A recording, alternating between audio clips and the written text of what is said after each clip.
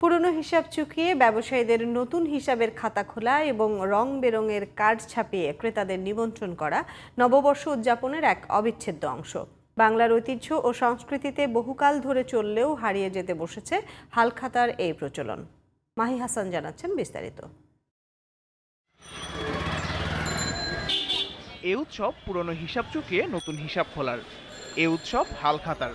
যান্ত্রিকতার নগর জীবনে এই রীতি হারিয়ে গেলেও পুরান ঢাকার তাঁতিবাজার ও শাঁখারীপট্টিতে এর আমেজ রয়েছে এখনো। ঐতিহ্য লালন করে প্রতি বছর বৈশাখের প্রথম দিনে আয়োজন করা হয় হালখাতা উৎসব। সাধ্যমতো আপ্যায়ন ও উপহার দিয়ে বরণ করে নেওয়া হয় ক্রেতাদের।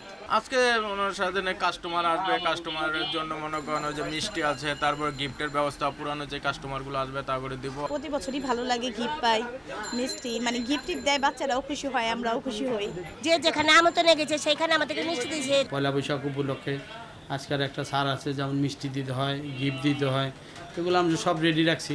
যারা কাস্টমার আসবে সবারই দিতে আছি। প্রতি বছর এখানে আসি, এসে আমরা মিষ্টি পাই, তারপরে গিফট পাই। ক্রেতা বিক্রেতাদের মাঝে নিবিড় সম্পর্ক গড়ে তোলার জন্যই এই উৎসব। বর্ষবরণ উপলক্ষে ক্রেতাদের জন্য থাকে বিশেষ ছাড়। পয়লা বৈশাখের দিন শুধু গোল্ড প্রাইসটা নেওয়া হয় আমাদের এখানে, কোনো মজুরি নেওয়া হয় না, এক্সট্রা কোনো আনুষঙ্গিক কোনো কিছুই নেওয়া হয় না।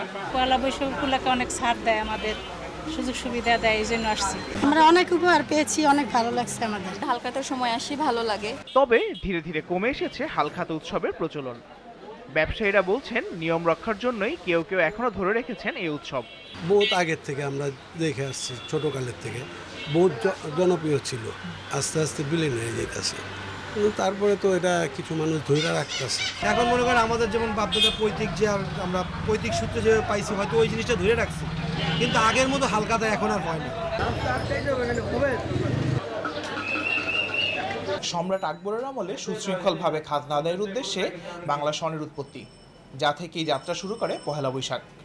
আর পহেলা বৈশাখের অন্যতম আকর্ষণ ছিল এই হালখাতা, যা সময়ের পরিক্রমায় অনেকটাই বিলুপ্তির পথে। Mahi Hasan, DTV news, Dhaka.